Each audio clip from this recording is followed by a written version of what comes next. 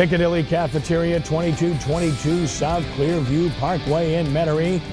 It's one of our favorite stops, if not our favorite, and why not when you look at that unbelievable spread of outstanding food choices at inexpensive prices. And oh yeah, Ricky Jackson's proud of the smoked sausage and the red beans. And the service is always great, and it's service with a smile.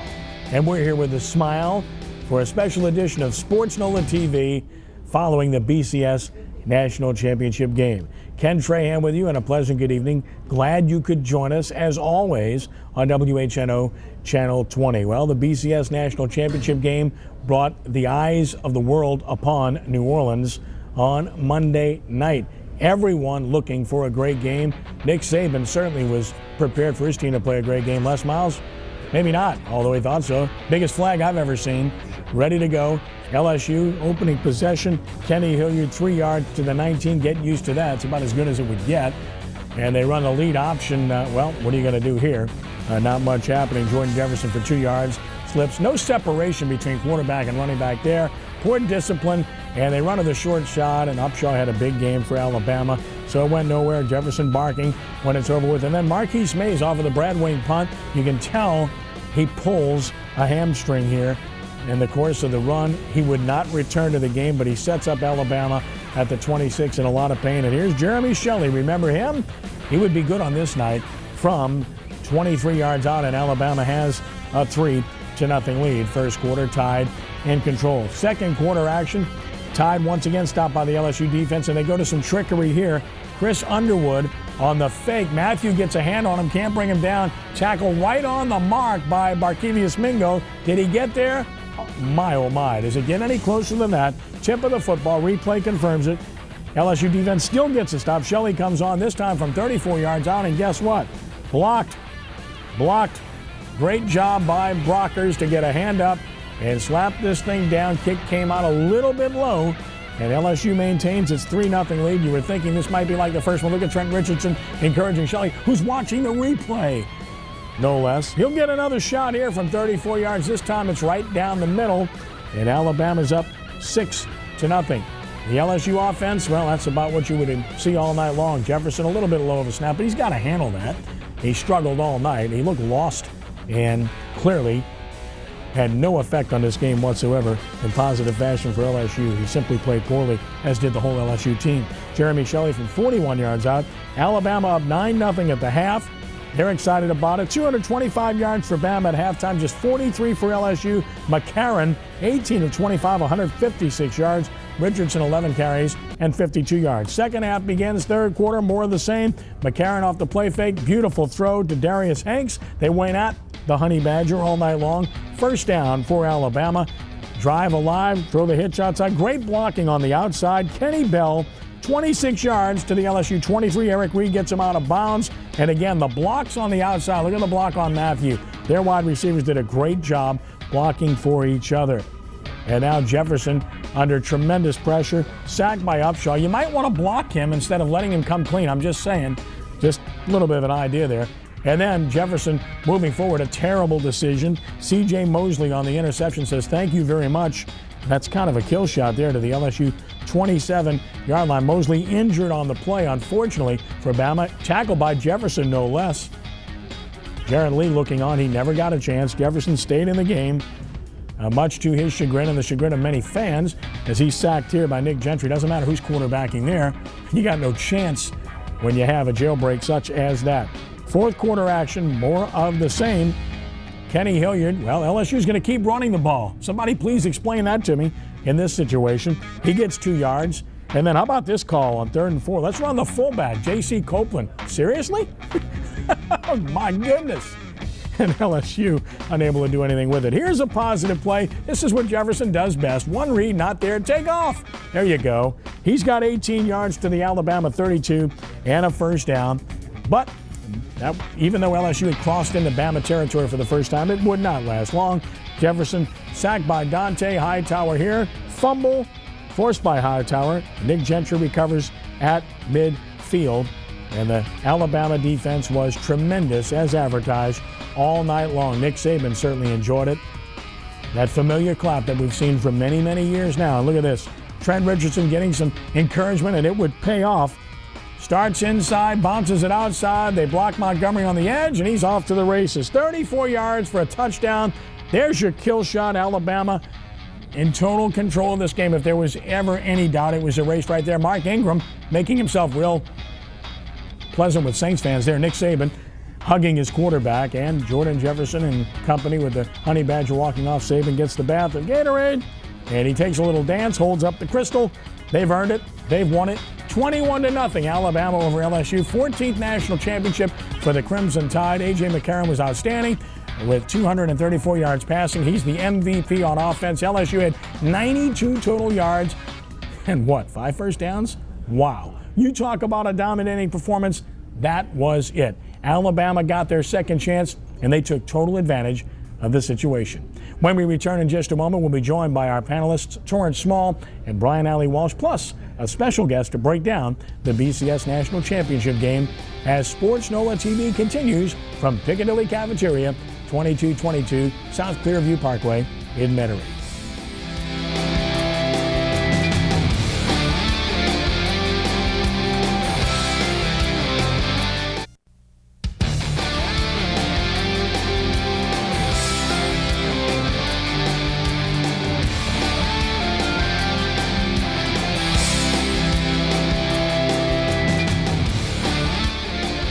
Imagine that, Nick Saban feeling the wrath of the red elephant on the LSU sideline for that other game. Incidentally, again, a 21-0 rematch game in New Orleans in the postseason.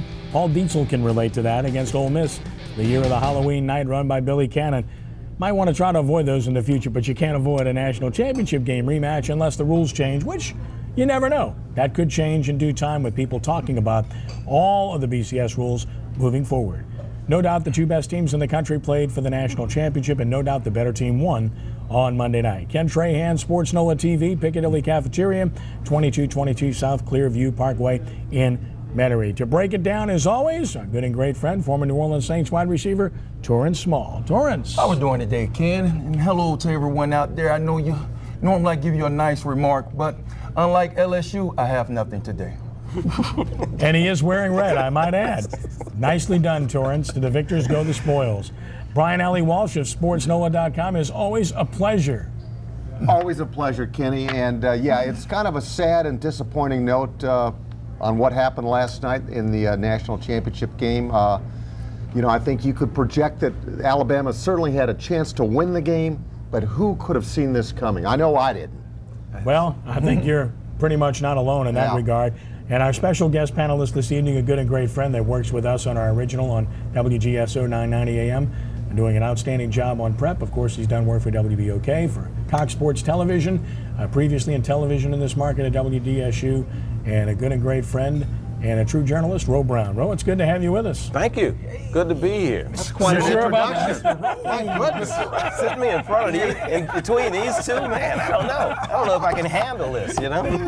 Okay, Ro, we'll start with you. As Brian alluded to, I don't know if anybody foresaw this type of game. I think more than anything else, people really wanted to see a good competitive football game. The argument was about whether or not Alabama deserved an opportunity at a second chance, having not only not won their conference, but not even the division of their conference. They got the chance, and they took total advantage of it. Yeah, and you can't blame them. You can't blame them for that. I was someone who did pick Alabama, you know, as you might remember. We were on a television show not long, and I picked Alabama.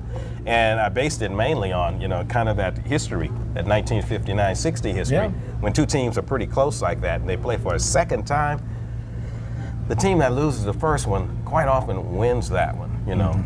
The only thing they proved me wrong on, and I said, but they won't beat them 21-0 like Ole Miss beat LSU in 1960.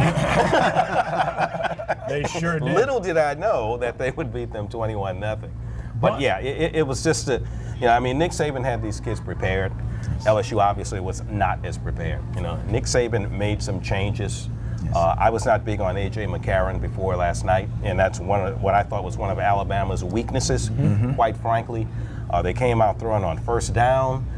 Like I explained earlier when we were talking, you know, you went to the BCS Title Game between two SEC teams, and the Pac-12 game broke out.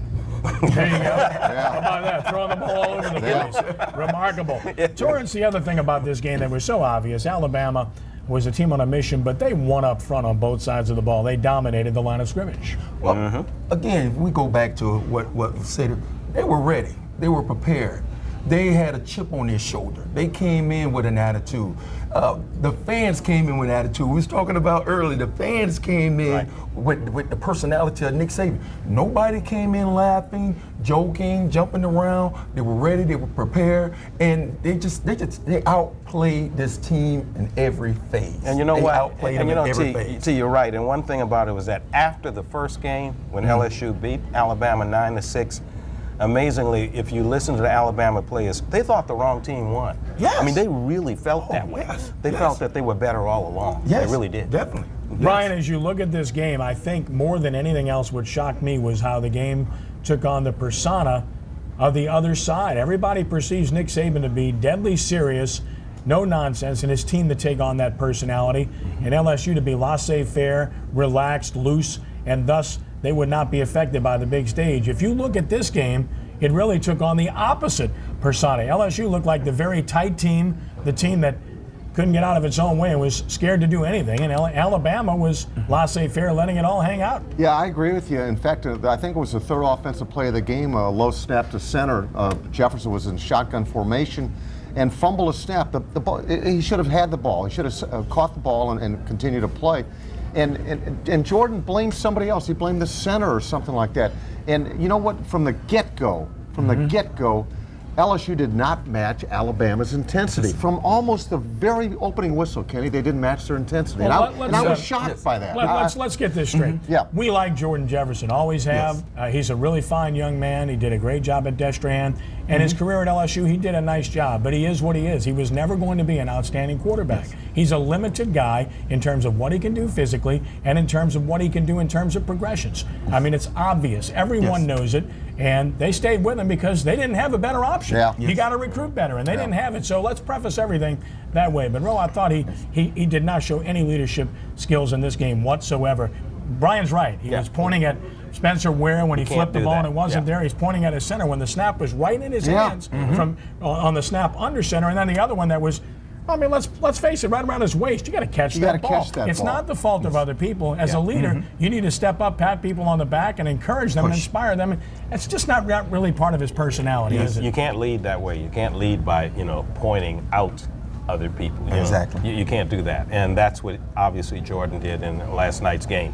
I've never looked at LSU as having a quarterback controversy. I've always liked the fact that they had two quarterbacks. I never thought it was a problem. If the other guy wasn't playing well, then put the other guy in. That's what I thought they should have done last night, and what I think a lot of people thought they should have done. We're going to explore that further later in the show. Just to let people it may know. not have made any difference last night, but that's so. I never thought, but Jordan had a nice career. If you know what ability Jordan has and what he does well and what he doesn't do well, But to think that he's going to, be, Drew Brees or something like that, that's unfair.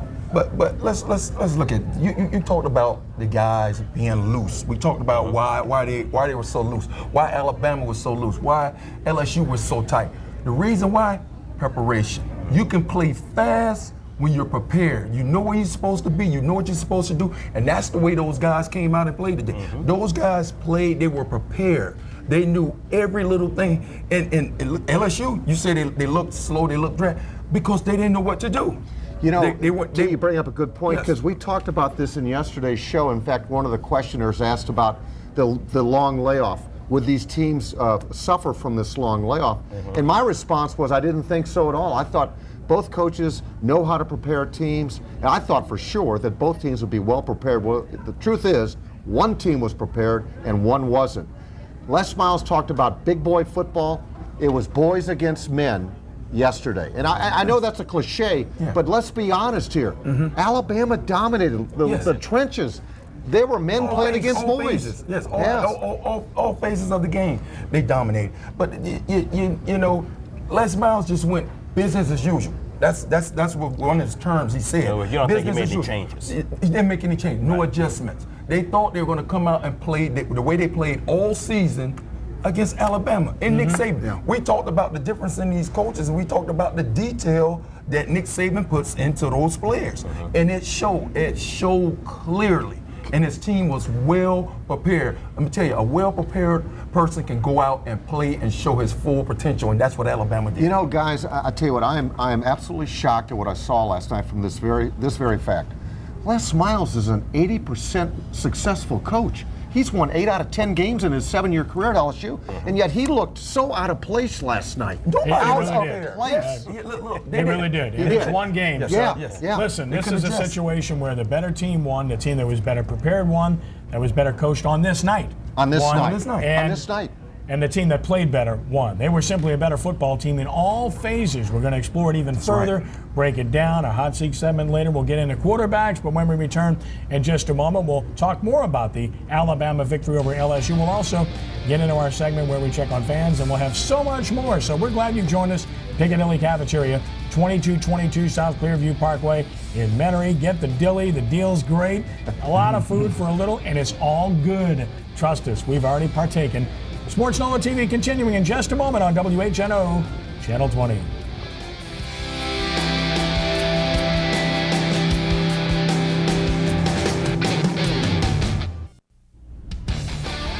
Our trivia question for SportsNOLA TV today. Prior to Monday night's loss, when was the last time LSU lost a football game in the Superdome? I'll give you a hint. They've won 9 in a row. So give that some thought, and we'll take you back to it. I remember it vividly. Let's see if you know the answer. Ken Trahan, SportsNOLA TV, Piccadilly Cafeteria, 2222 South Clearview Parkway in Metairie. Well, Alabama is the national champion as they beat LSU by the score of 21-0. Let's take a look at the final polls which have come out, and here you go. Associated Press, Alabama number 1. But check this out. LSU got a vote for number 1, and they're number 2. By the way, it's not where you thought it might emanate from. It came from New Mexico. And a journalist there in radio, no less. Oklahoma State stays 3, Oregon 4, Arkansas 5 in both polls.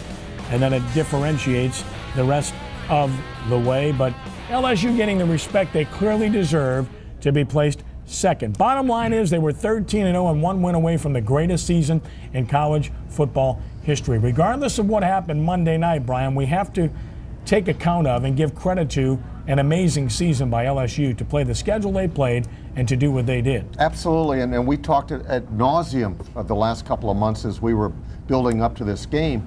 And it's almost like there were 2 LSU seasons, Kenny. You had the 13-0 regular season where they won the SEC championship. They defeated 8 top 25 teams. They beat 3 top 3 teams, an incredible team that we had built up to be the team of the ages. And then you had the national championship game Monday night, which is what people are going to remember. Just like they remember the New England Patriots when they went 18-0 and they got beat by the Giants in the Super Bowl. They're 13-0, but you remember the loss, and it's a shame, but that's the way we are. That's the way we are as a culture. Absolutely, Ro. As you look ahead, many people have already picked LSU as the preseason number 1 team for 2012 because they have so many players coming back even before declarations for the NFL draft, and understandably so. And perhaps next year, better quarterback play? Don't know, we'll see. But the bottom line is they have so many parts coming back that it's understandable why this program is in great footing. There's no doubt the Tigers will be up there, in the preseason polls, as well as Alabama, and a little dark horse coming in. I saw in your poll there was number 6 there. At least for one more year, USC is going to be up there. Oh, they're going to be 3 1 or or 2. They're going to be up there. No, they're going to be 1 or 2. They're going to be up there. Alabama won't be. They lose too many players. They're going to be up there, okay? And so, yeah, but LSU will definitely be in that in the upper echelon again, which is important in this day and age of how the BCS works, because the higher you start, the better off you can be. Torrance, it's going to be intriguing to see what kind of approach Les Miles, Greg Studrawa, Steve Cragthorpe, if the cast stays the way it is. It will be interesting to see what their approach will be offensively with Zach Mettenberger in all likelihood being under center, who clearly has the ability to throw every route, which they really haven't had. Now, we don't know about the mental capacity and how quickly he's going to grasp the offense and be able to go to second and third progressions, but I guess it's going to be interesting to see how they progress offensively next year with a different guy under center for the first time in almost 4 years. Yeah, well, the one thing about playing quarterback from LSU, you're going to be surrounded by talent. A lot of talent, great talent. The only thing you have to do is manage the game, and I guess manage the game until he learns. Once this guy learns and picks up, I think he'll be a more comfortable where he can start getting the ball down the field. But this guy is supposed to be a great passer coming in, and I think if he can come in, the sooner he can get in and get a grasp of what it's like to play in the SEC, I think the better it'll be for the LSU Tigers. He has a little bit of mobility, too, having watched him frequently on tape and otherwise. And they've got Gunnar Kiel coming in, who's a five-star quarterback who everybody was after that they got to come to LSU, and clearly he'll be in the mix. Of course, Rivers will be there, too. So they'll have some options, and that's been the one thing under Les Miles that they haven't been able to solve is that quarterback position. It started with the dismissal of Ryan Perrilloux, who would have been good enough to be able to win a game or two for you when it mattered in the postseason. Jordan Jefferson is what he is. Jared Lee, he is what he is. Zach Lee, they lost him to the Dodgers in the draft, who might have been that guy too. So it's not as though they haven't tried, but that's the one position they haven't been able to get that quote-unquote five-star talent at when they have a bunch of five-star guys around him. And we'll see just how it fares with Mettenberger, the likely guy under center. I know this much. If Mettenberger has success early on next year, a lot of LSU fans are going to be saying, why in the world didn't you play him last year? But that's natural. Everybody loves the backup quarterback. In his case, he was the third quarterback. It's time now for one of our favorite segments of the show, our fan question segment, where many of our fans garner the opportunity to ask our panelists good, substantive questions. And today we have some very good ones stepping forward. Our first question is for Brian Alley Walsh. State your name and where you're from, sir. My name is Patrick Abity, and I'm from Mandeville, Louisiana. Go ahead, Patrick. The first question that I want to ask y'all is, after last night's terrible performance, would you call LSU's loss a team loss or a coach's loss? And the second thing I want to ask is, if you're LSU's athletic director, what's the first question you ask Les Miles when he returns to Baton Rouge? Ryan? Great questions, Patrick. The answer to the first one would be this. I think it was a coach's loss. And I'll tell you why. These are the same players that have performed so admirably to perfection from a record standpoint for the first 13 games, and I don't think that they were put in a good position to succeed last night, and that's the coach's responsibility. They didn't make proper changes or game preparations to account for what Alabama was going to do, and in addition, not only going into the game, but at halftime there were no adjustments made. My answer to that is simply this. I thought the loss is on the coach's shoulders. Okay. Second, if I'm Joe Oliva and Les Miles comes back to Baton Rouge as he did today, I would say, Coach, great season, excellent season. Continue, go forward, do better next year. That's what I would say. What do you say to him? That's it. And LSU saved money. They don't have to pay Miles the bonus because he didn't win the game. He probably will tell him thank you as well. Exactly right. All right, our next question is for Ro Brown. State your name and where you're from, sir. My name is Charles Johnson. I'm from New Orleans. And I wanted to ask about the offensive game plan. LSU had 36 days to prepare, but all I saw was the same thing I saw in November. And I don't know, I'm just kind of curious as to what goes into that kind of game plan and what happened where they just look the same. 37 days to be precise, Ro. Good question. Good question. Well, Charles, I think you're absolutely right. You saw no change because I don't think there was a change. I think it's a bit of arrogance. I think it's a bit of individual arrogance. They just thought that they had better players and that they could get away with doing the same things they did in November. However, they figured they'd score a few more points and maybe score a touchdown this time. It's significant to remember they played two games against this team, no touchdowns in 8 quarters, only 3 field goals. So that tells you something right there.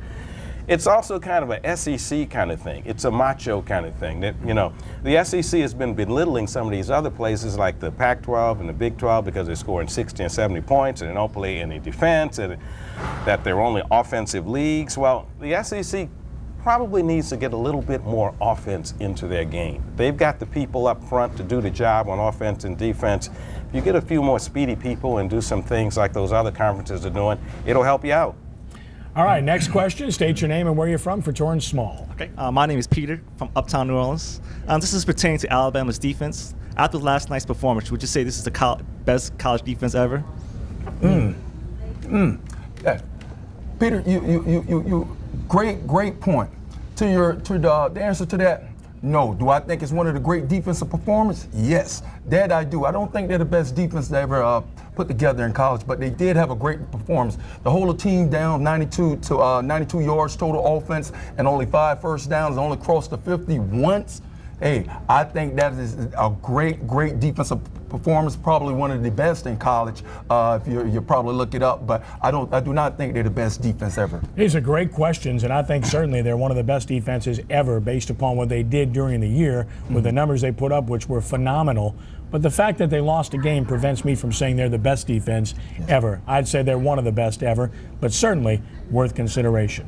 We'll continue in just a moment. We'll put Brian Ellie Walsh on the hot seat about quarterbacks and LSU when sportsNOLA continues from Piccadilly Cafeteria in Metairie.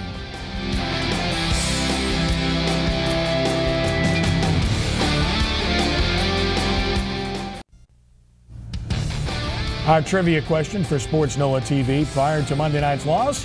When was the last time LSU lost a football game in the Superdome? Think about corn. There it is, the Cornhuskers of Nebraska, 1986, 30-15. They beat LSU in the Sugar Bowl. Nebraska, of course, beat LSU twice in 3 years in the Sugar Bowl under Bill Arnsparger and then Mike Archer. And those were the last times that the Tigers lost in the Superdome prior to last night in the BCS National Championship game. Ken Trahan, sportsNOLA TV, Piccadilly Cafeteria, where the food's great and the company is better. 2222 South Clearview Parkway in Metairie. Time now for our hot seat segment, where we put Brian Ellie Walsh on the hot seat about a hot topic. And today's topic very clearly is surrounding LSU quarterbacks. Should Jarrett Lee have played in this game, and why? And if so, when? Brian, you're on the clock. You know, Kenny, it's funny, but if you remember how we started this football season, there was a quarterback controversy. It involved Jordan Jefferson and Jarrett Lee. And here we are at the end of an outstanding season that ended in defeat, and we're back at square one. They're both seniors, are going to be gone. In answer to your question, I think it's simple. Should he have played? Yes. Would he have made a difference? No. Should he have played? Yes, because this. At this point, you have nothing to lose. It is the last game of the season. It was clear that Jordan Jefferson was not going to get the job done. They were not making any changes to help him. We talked about this off air. He was not getting any coaching on the sideline. It looked like there was no helpful discussion to try and help this guy through the mix right there. At some point, the coaches should have made a decision to go to Jarrett Lee. Why? Because you need to change something up. Don't put him back in the middle of the fourth quarter when the game is decided and Alabama's going to come. All right, they're going to bring 5 people all the time. Don't do that. Put him in when you still are a touchdown back or 12 points behind, when you only need one score. That's when you put Jarrett Lee in. Yeah. You've got to mix it up. Yeah, yes. Now, I thought he should have came in the second half. You know, they needed a spark. Jordan Jefferson, you know, we're not coming at Jordan Jefferson for the season. We're coming at Jordan Jefferson at this game. Did not play a very good game. He did not run the read option very well. He did not have great separation. He did not turn the ball up aggressive enough for me. From what I saw, I didn't see him turn the ball up aggressive enough. I don't think he was prepared. Not his fault. That's coaching. And I don't think they coached him enough on the sideline. I thought Jarrett Lee should have got an opportunity to give the team a spark. When he came in the game back when he was out, and he came in, he gave the team a little spark. I thought Jordan Jefferson should have sat, and Jarrett Lee should have had an opportunity to come in, hopefully, just to get a team a spark. Nothing else wasn't working. Definitely wasn't prepared for this game. Hopefully he could have came in. You never know what could have happened. He could have got a big throw down the field or anything. I was surprised about 2 things. One, that Jarrett Lee did not get an opportunity to come into this game. As I said earlier, I always looked at LSU as having 2 quarterbacks in one all season, and I had no problem with that. I thought it was one of the strengths of this LSU football team, that they had 2 quarterbacks who were really like one. You know, you could use one if this one isn't hot, and you can put that one in and see what he's doing. They should have did that against Alabama last night, I thought. I also thought they missed out in using some of their parts. Russell Shepard played 3 plays. 3 plays. Yes. 3 plays last night. For nothing else, I mean, you know, his speed gives you some kind of option. Yes. Sometimes you have to get the ball to people, and you really almost hope they make a play. In the situation they were in last night, they were doing a lot of hoping offensively, and it may have worked for them. Ro, I really wonder if the decision whether or not Jarrett Lee was going to see the field or not was made weeks in advance, weeks prior, I should say. Toward the end of the regular season, all the things you heard. Yeah, you felt like, whether it be academics or whatever, you felt like Jarrett's not going to see the field, come hell or high water. And I'm going to draw a parallel real quick here before we go away. In 02 or 03, Jim Haslett would not pull Aaron Brooks when he had an injured shoulder. And he would not put Jake Delhomme, and it cost him a shot at a playoff chance. 03-03 season, Kenny. And I'll tell you what, it continued to haunt Jim Haslett. And I think it was the same case. Coaches get on a player, and for whatever reason, they get stubborn about players. And it was his decision not to yank him, and they should have yanked him. Yes. And they should have yanked him. I think it's the Muncho thing. They had it the whole game. I believe they went in at halftime, as we talked about. He went, hey guys, we're down. We're going to go back out and business as usual. It didn't happen. It just didn't happen for them. They were not prepared at all. I hate to keep saying that word, but it goes back to coaching. And we talked about the difference between Nick Saban and Les Miles. And the thing is discipline, fundamentally sound, the detail to everything. And that's what Alabama showed. And real shortly and quickly, both you guys, I think sometimes a lot of it has to do with coaches don't want to let media be right sometimes. Okay, I think that has something to do with it. They don't want the media to be right sometimes. All right, time for the judge's verdict here. Coaches always know their players best. They know things that we don't know, and they make us very patently aware of that all the time. Jim Morrill once said, you don't know, you never will know, okay? And the reality is that coaches know what goes on behind closed doors. We don't. We don't know what's happened with Jarrett Lee. How does a guy go from being 8-0 and throwing a couple of interceptions against Alabama and never seeing the field again? That's just hard to fathom. And look, he's nothing special from a talent perspective, but this young man endured hell. He got thrown to the wolves as a freshman, and he got absolutely eaten alive. And to see him come back and play the way he did as a junior and senior was refreshing. The fact that he never got a chance, never even got on the field, is absolutely offensive to me, and it should be offensive to that kid in that situation, unless there's more than meets the eye, and maybe there is. We don't know. And if there is, maybe you might want to let somebody know that, because it kind of makes you look dumb not to try something else given the circumstances. It's time now for our Marvelous Minute with Marvelous Marvin LeBlanc, marvinleblanc.com/TV, to get your inspiration as we do each and every week. Noted author, book's going great. Here's Marvin LeBlanc. Ken, it's great to be back. That's a very important thing that you just heard Ken talk about. And yesterday, if you go back to my YouTube from yesterday at WHNO TV, I talked about the ability to overcome adversity and win in a different way. Now, the reason you business leaders out there that love the LSU Tigers are struggling so much today is it was very familiar to you. Perhaps it's time for you to look at what happened where you fumbled the ball in your own organization last year. Perhaps you promised a project and you didn't get it done on time. And then that becomes what? A character issue while you're leading your team. Perhaps you were given a big referral and for some reason fear and excuses started pervading into your subconscious mind and you never got around to it. What's the point? The point is we failed to execute. And when you fail to execute, you must own the consequences. It's all choices, it's all consequences. We needed to win in a different way, Ro, and we didn't. That's it. I own it. That's what we need to do as business owners, is to own it. Here's the next quote. Write this down, memorize it. If you are not working on yourself, then you are working on the wrong project. So there's no finger pointing. We win 13 out of 14 games, which my LSU math says that's 92.8% of the year we got right.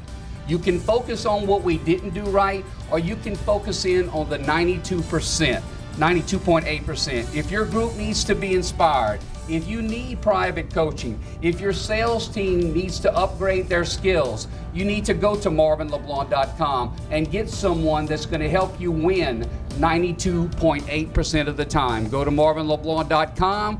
There's a wonderful book there waiting for you. It's called Come Hell or High Water, Life Lessons from Katrina.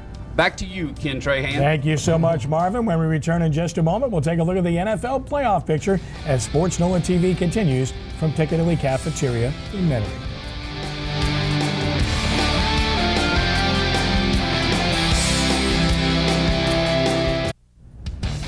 Visit sportsNOLA.com to check out our new feature, Ask Sports NOLA. Send us your questions about the local sports scene either through the website, our Facebook page, or on Twitter @sportsNOLA. We'll answer selected questions on the site each Wednesday, and each week in January, one lucky submission will win a family 4-pack of tickets to the Advance Auto Parts Monster Jam on January 28th in the Superdome. But you can only win by sending in your questions now for Ask Sports NOLA. Ken Trahan with you, sportsNOLA TV, sportsNOLA.com. Of course, best site on the web from Piccadilly Cafeteria, 2222 South Clearview Parkway in Metairie, our gracious hosts. And there will be some hosts for some NFL playoff games coming up this weekend. It was a great weekend for the hosts last weekend as the home teams all won. The Giants are at Green Bay in the NFC. That is, of course, the Sunday game. And then the Saints are at San Francisco. More on that coming up. That's the Saturday game at 3:30 New Orleans time. In the AFC, the Broncos and Tim Tebow in a rematch game in New England with Tom Brady, 7 p.m. on Saturday night. Houston will be at Baltimore for the noon game on Sunday. Los and Sure, the new guy on the block, so to speak. What about those matchups? Is there any one of those matchups that stands out in your mind as we look at the Saints and the 49ers Saturday at 3:30 as well? Any one of those matchups stand out in your mind? I'll tell you. I'm kind of caught the Texans, you know? It's what are you going that to get, whole right? Story, yeah. You know, that's what kind of, that's what I'm really looking at, you know, what the Texans are going to do. You know, it's first-time stuff and all. They're just kind of intriguing to me, you know. I don't know what's there. I know, but I don't. You know, I'm just curious to see what's going to happen. Torrance, does Denver have a chance at New England in your mind? Yes, I think Denver has a chance. I think if they can control the ball. In the first half of the last meeting they had against the Patriots, they controlled the ball early, but then they start getting the turnovers. I think if they eliminate the turnovers and control the ball a little better, I think they do have a chance. Brian, what about the Giants going back to Green Bay where they had that memorable win in 2007 to get to the Super Bowl, which they won? I was up there for that game. In fact, remember Brett Favre threw that pick in the overtime. Corey Webster. Corey Webster picked it off and sealed the game for the Giants. Yeah, of the four, excluding the Saints-Niners game, of course, I like the Giants-Packers game. Thank you. A lot of people, in fact, this gentleman right here thinks the Giants have a chance. Yeah. And you know what? It's going to be Packer weather, and we talked about this off air. It's going to be Packer weather. It's going to be in the 20s. It's going to be howling. There's a chance of snow, and I mean, it's if you like football, this is where you want to be at Lambeau Field. I like the Packers. I think the Packers are going to win by 10 points. Okay. All right. All right. We will see. The bet is on. It's all we still good. have the bet. The bet is on. All right. Of course, the game here everybody's most interested in. The Saints at San Francisco to play the 49ers. Saints are up to like a 4-point favorite now in the game, according to what the odds makers say about the game. And it's a game that pits the number one offense against the number one defense in the NFL. A delicious matchup. The puncher and the counter puncher, if you will. Let's take a look at our keys to victory for this game between the New Orleans Saints and the San Francisco 49ers. Brian Alley Walsh, let's start with you about your key to victory for the New Orleans Saints to defeat the San Francisco 49ers. You know, as we were deciding on the keys to the game, Kenny, we all kind of were in the same ballpark, so we kind of split hairs. And my key is simply make Alex Smith try to beat you. Make him beat you with the forward pass. That means you've got to stop the run, limit the run, put him in second and long, third and long situations, and you know, put pressure on Alex Smith. Now, he has been efficient. That's been his calling card this year under Jim Harbaugh. He's been efficient. He's made good decisions, smart decisions. But I think if you put enough pressure on him, stop the run, make him beat you, I think that's the way to go for the Saints. Ro Brown, your key to victory for the Saints against the 49ers. The old axiom in football is if you can run with the football and stop the run, you will win. The Saints need to make sure they stop the run. Don't let Frank Gore or whomever do a Marshawn Lynch imitation in this playoff game. If they can stop the run, the Saints, I think, will be in good shape and will win this football game. Simple enough. Torrance Small, your key to victory for the Saints. Well, I think it all starts. Your foundation is up front in the trenches. The big guys, our Pro Bowlers. I think the one way to stop this, I guess, this number one defense is to stalemate them up front against the run as well as in the pass, protecting Drew Brees. And on the flip side, we have to stop Gore, as you say. That front, that defense in the trenches, we have to win up there, and we have to keep Alex Smith in the pocket. He has some mobility. He can run a little bit. Keep him tight, make him throw from the pocket. I think in the trenches, that's where we win this ball game. All very good points, and I couldn't agree more. As for my key to the game, I think it's very simple. Just look at the numbers this year. Eliminate turnovers. The 49ers lead the NFL in turnover margin. They've forced 38 this year. Remarkable. And they've only given it away 10 times. It kind of sounds like the Saints of 2009. This is a football team that plays great defense. They force turnovers. They have an elite kicking game. And offensively, they're pedestrian. They just take care of the ball, don't make mistakes, kick field goals, and make sure that they give themselves a chance to win the game. Vernon Davis, their best weapon in the passing game, but it is all about containing Frank Gore and making Alex Smith beat you. If he has to do that, maybe it's a problem. These 49ers very much, in my mind, and I'm going to write about this at sportsNOLA.com, are all about what the New Orleans Saints of Jim Mora were all about. A very similar football team. A hellacious defense that's very physical and gets after the passer. An elite kicking game, much like the Saints had with the likes of Morton Anderson and Brian Hansen and Tommy Barnhart and Move Mel Gray. And, of course, an offense that was pedestrian but took care of the ball, didn't make mistakes, stayed within themselves, and did enough to win games, at least regular season games. Is this 49ers team good enough to translate that into the postseason? It's their first trip. They haven't been there yet. They're going to have to prove it. I don't know that they can, but I really think, Brian, that there are similarities between those two outfits, the Saints of Jim Mora and this 49er team. Absolutely. In fact, you could make the case that and this is why I like the Saints, Kenny, in the final analysis, is that San Francisco is a young team. They remind me a lot of Tampa Bay last year in the sense that I think they're a year ahead of themselves. I don't think that they're ready yet to make that big step. I might be proven wrong. I certainly was proven wrong in the BCS National Championship game, but I don't think that they're the kind of team that's ready to go deep into the playoffs. Row, the same personnel. You go from Mike Singletary to Jim Harbaugh, and you see the difference as the sign goes down. Listen, the bottom line is this. Coaches do make a difference, don't they? Absolutely. There's no doubt about it. You know, I can remember the Pete Carroll thing at Stanford with USC when he asked him at the end of the game, you know, what's your deal? It seems like there's always a deal with Jim Harbaugh, some sort of controversy or something like that. But you can't, you know, knock him. The guy gets the job done.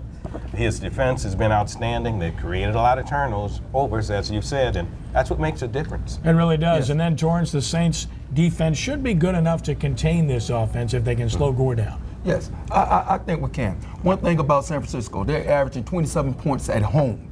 We're averaging 27 points on the road. Their defense is giving up 10 points at home. So it's something to have to give there. I think if we score the points, our defense just think. You've been great all year. Bend, don't break. If we just stay with the bend, don't break, don't give them touchdowns, if we can give up some field goals, I believe we'll come out on top. Week 2 last year, Monday Night Football, Saints won 25-22 on a last-second field goal by Garrett Hartley, and the Saints needed 4 turnovers to win the game without turning it over themselves. They had a tough time in San Francisco, in particular at the point of attack where they were beaten at the line of scrimmage. They remember that, and I know they'll have the right approach in this game. We'll take a timeout. We'll return in just a moment with our predictions for the Saints and the 49ers as sportsNOLAtv continues from Piccadilly Cafeteria in Metairie.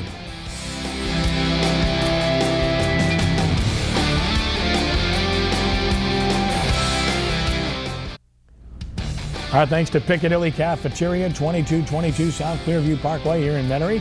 Always available by phone. The number on the screen at 454-6271. The food's great. You got to leave room for the desserts, too. They're incredible, homemade, and the variety is sensational at Piccadilly Cafeteria, 2222 South Clearview Parkway here in Metairie. Ken Trahan, sportsNOLAtv. Don't forget sportsNOLA.com, best site on the web, where you can read all about what Brian Alley Walsh thinks about the LSU Tigers, about the New Orleans Saints in their game with the San Francisco 49ers, and every one of our folks, and we have so many of them, that venture their great work at sportsNOLA.com. Saints and the 49ers, Candlestick Park, Saturday afternoon, 3:30. Time now for hardcore predictions. And we start with Brian Alley Walsh.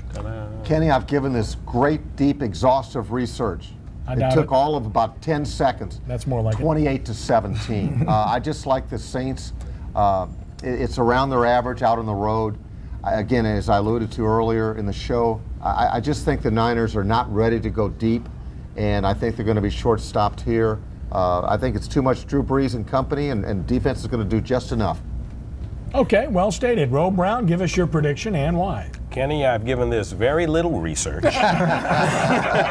unlike Brian. But I think that Drew Brees will be too much for a very good San Francisco offense, but I don't know if they've seen anything like this Saints defense.